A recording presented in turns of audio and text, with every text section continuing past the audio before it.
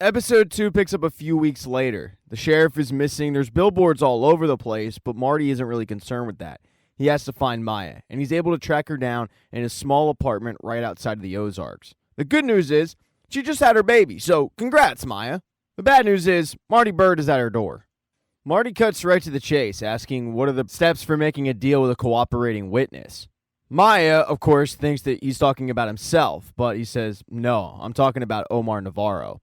And Maya can't figure it out. Why would he want out? He's winning the war. Well, Marty explains that while he's winning that war, he's also lost a lot of his people. Marty goes on to explain exactly what he wants. No prosecution, freedom to move between Mexico and the United States.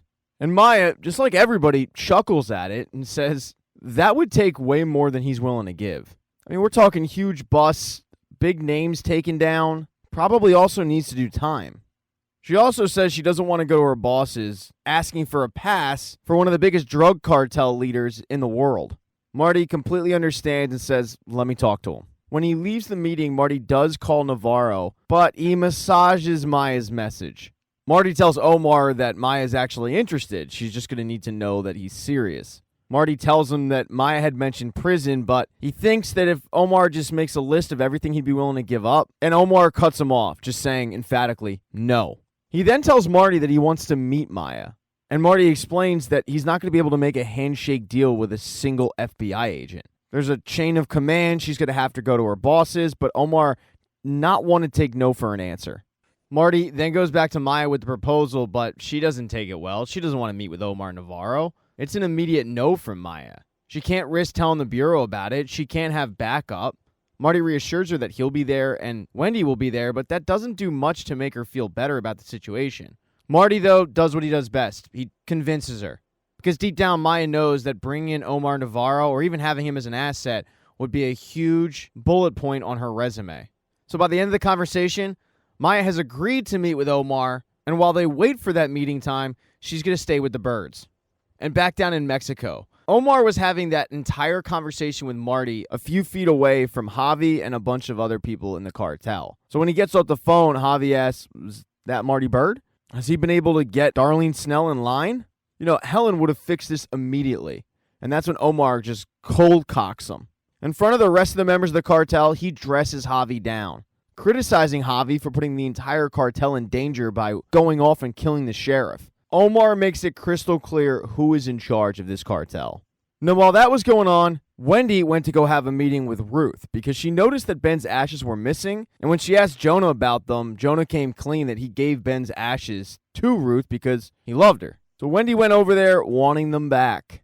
Ruth, however, has no plans on giving the ashes back. And as she's walking back into her house, Wendy cuts to the core, saying that Ben never actually loved Ruth. Ruth was just the next one in a long line of broken, bad-tempered women that he could obsess over. He would have been done with her in 2 weeks. And that hurts Ruth, but she keeps her composure and says, well, he never had the chance because you had him murdered. And then there's the third meeting we'll talk about. And this meeting is actually one that gets interrupted. It's between the new sheriff, Sheriff Guerrero, and Mel. Sheriff Guerrero has some questions considering that she found the card that Mel left that said, do your effing job, please. And with the sheriff missing, it's not the best look for Mel. Mel explains that he just stopped by looking for information on Helen, and he found it really weird that the sheriff had absolutely no interest in looking into the disappearance of Helen Pierce. Right before the meeting gets interrupted by Darlene, Mel mentions how most of the beachfront properties have a surveillance system. But as I said, the meeting gets interrupted by Darlene Snell. She's kind of panicking because Frank Cosgrove and the Kansas City mob no longer want to distribute her heroin. After what happened to the sheriff, they're spooked. They feel like the cartel took him out, and the sheriff was the whole reason why they were willing to get into bed with Darlene. She told them that she had the sheriff under her thumb. Now with the sheriff out, they don't want to take that risk. And by the way, that includes Frank Cosgrove Jr., who comes stumbling into the room with a cane, surprised that his dad doesn't want to risk going to war with the Navarro cartel. So in order to save this deal, Darlene needs to go and talk to the new sheriff. But the new sheriff has absolutely no interest in working with Darlene Snell. She tells her that sheriffs talk, and she's well aware of the power that Darlene had over Sheriff Nix. But it's not her problem. She's not interested in it, and she even threatens to hit Darlene with a bribery charge. So Darlene is going to have to figure out another way to get her heroin distributed. Darlene goes to the Lazy O where she sees Jonah and Ruth going over some of the ways that they can launder money through the motel, and she storms up on Jonah demanding to know what his parents did to Sheriff Nix. And Jonah, knowing full well what they did, plays dumb with Darlene, saying he had no idea. She can't understand why Ruth even hired him in the first place, but Ruth said he's really good. This whole conversation, though, is being overheard by Mel a few feet away, who's sitting in his car. Darlene then challenges Ruth to come up with a bright idea since the Casey mob pulled out, and then she storms off. And one person who usually comes up with bright ideas is Wendy. After her little spat with Ruth, she headed to the casino to get some work done. She actually runs into Sam at the crab table and has to ban him from the casino because he's clearly got an addiction. After she does that, she has a meeting on the books with Jim Rattlesdorf. Wendy and Marty figured that if they're going to launder Omar Navarro, they need some big political ties. Really big. They basically need all the elections in the Midwest run through them. He tells her that ideally what she's going to want is 5 key players from 5 states on the Byrd Foundation board. They've already got Missouri, but the Missouri senator doesn't really move the needle. They're going to have to pony up more cash to make him a governor. The Michigan guy they're going to need, Jim says you'll get along with him great. The Illinois guy they're going to need, Wendy has a history with him. His name's Randall Schaefer, and it's clear by Wendy's reaction that they didn't get along. But in order to make this kind of impact, Jim tells Wendy, you're going to need a lot of money fast. So Wendy needs to think of a way to get that money, and she finds it in a pharmaceutical company that happens to be located in Chicago.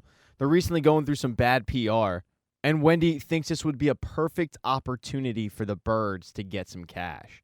Wendy schedules a meeting with the CEO, Claire Shaw, but Wendy's planning on doing a bait and switch. As she's discussing this with Marty, Jonah gets up from the table because there's a delivery at the door, and he says, it's for me. And when the Byrds go out to see what he's doing, he reassures them that he bought everything with his own money, but he's setting up shop because he's laundering money for Ruth and Darlene Snell. That does not go over well with Wendy. Marty, on the other hand, is kind of impressed.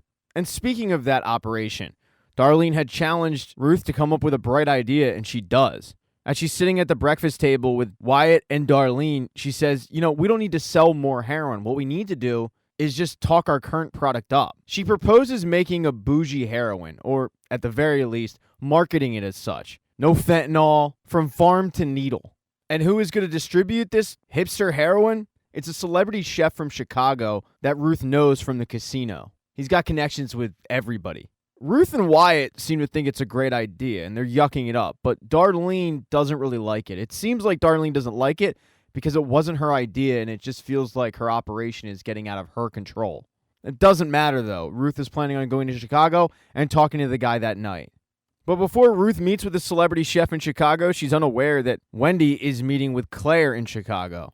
I mentioned earlier how she's going to do a bait and switch, and the way she's going to do that is proposing that Shaw Pharmaceuticals, Claire's company, make a $150 million donation to the Byrd Foundation, knowing full well that Shaw Medical isn't going to go for it. Sure enough, they don't. But Wendy lures Claire back to the Ozarks by saying, why don't you come back and me and Marty will pitch you on a deal that you're going to want to hear. And that works. When they get back to the Ozarks, Marty and Wendy sit Claire down and show her the financial statements that they were able to get, and it's not a pretty picture for Shaw Medical. So what the Byrds propose is a deal that will actually help both sides. Shaw Medical, in order to get some of their pharmaceutical drugs, needs opium, but they're paying out the ass for that opium. With the Byrds having a connection with the Navarro cartel, they have plenty of opium. If Shaw Medical were to buy that opium, it would also take drugs off the streets. That speaks to Claire's moral compass. The tie-in with the Byrd Foundation is the fact that the Byrd Foundation is planning on opening up a bunch of rehab facilities, and Shaw Pharmaceuticals will have their name all over those facilities. But the real clincher is the fact that by doing a deal with the Navarro cartel, this is going to save Shaw Medical $300 million. So the Byrds say, you get $150 million, and we get $150 million. It's a win literally for all sides. The only thing the Byrds have to worry about is the fact that Claire is well aware that she's buying illegal drugs from a drug cartel. Doesn't matter, though. She seems to be in. And so does Ruth's chef, Carrie Stone. Takes a little bit of convincing for him, and by convincing, I mean Ruth literally had to snort the heroin, but it seems like he's on board. The only thing he wants to do is come to the farm and see where it's produced. He does that the next day, and he starts asking around about the farm until finally Darlene Snell gets sick of it and kicks him off, pulling the deal. Ruth can't believe that Darlene just screwed up this great idea, and she pleads to Wyatt to talk to Darlene about this whole thing, but Wyatt doesn't. So unfortunately for Ruth, it looks like her distribution deal is off the table. Darlene, though, wasn't the only person to get an unwanted visitor. Marty gets one at the casino, and it's Javi. After getting reamed out by Omar about how he almost jeopardized this whole thing with the sheriff, he decides to clean it up, or at the very least, have Marty clean it up. They head on over to Helen's place to clean up the remnants of the dead sheriff. But as Marty is doing so, he gets a phone call from Omar. And Javi tells Marty, "I'm not here. And if you say I'm here, you're dead and your family's dead." So at gunpoint, Marty has to talk to Omar like everything is peachy keen. It's on this phone call that Marty first tells Omar about the deal with the pharmaceutical company. And the good news for Marty is Omar is all for it. The bad news for Marty is shortly after getting off the phone, the new sheriff shows up at the house, forces Omar to go hide, and Marty to do a little bit of damage control and explain why exactly he's there. Luckily for everybody involved, he does that. Even though it looks super suspicious because Marty does have cleaning materials out, the sheriff does seem to buy the fact that he's there just looking around just like she is. When Marty gets home that night, he informs Wendy on the fact that Javi is in town, which isn't great news. They have to keep that under wraps from Maya, as to not spook her and have her still interested in meeting with Omar. And then Wendy informs Marty on the fact that Jonah saw them with Nix's body.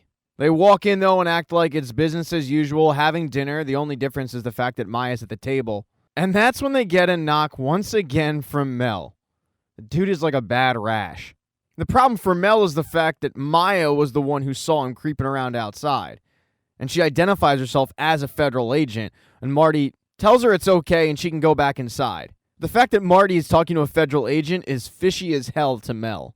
But the reason that Mel had stopped by is the fact that he talked to the sheriff after she stopped by. And after the sheriff mentioned that Marty was there with cleaning supplies, Mel had some questions. Marty doesn't give him any information, and Mel comes right out with it, saying, "You know what happened to Helen," but Marty keeps his mouth shut. Even Maya knows something's up with the disappearance of Helen.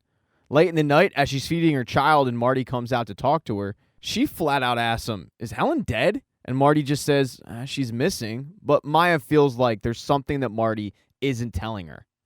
So in order to put her mind at ease, kind of, Marty reveals that Javi had stopped by in the area earlier in the day, just to check up on them and see how they're doing. She thanks him for being honest with her, and everybody heads to bed. And at 5 a.m., Marty finally gets the call that they've all been waiting for. The phone call from Omar on where he's going to meet Maya. But Maya, however, is freaked out. She no longer wants to go to this meeting. Marty tries to relay that to Omar, saying, "Give me a few hours," but Omar says, "You have 10 minutes. And that's when Wendy takes control, telling Maya that if she doesn't go to this meeting, bad things could happen, not just for her, but for her newborn. The threat of something happening to her newborn baby changes Maya's thought process. She ends up agreeing to go to the meeting, but she thought the whole time that the birds were coming along. And in fairness, so did they. But when Nelson shows up with the car, he says, "No, you guys aren't coming along. Just her." And the birds have to watch the car go by, not knowing what the hell is going to happen to Maya. Thank you so much for checking out this recap. Please consider subscribing to the channel. Hit thumbs up if you liked it. Smash that thumbs down button if you thought this sucked. Make sure to be nice in the comment section. If you don't see the next video up in the end screen there, I'll get it up in a few days, not to worry. And I have merchandise, so go buy a mug or something. It's never too early to think about Christmas gifts, folks. Once again, thank you for checking out this recap.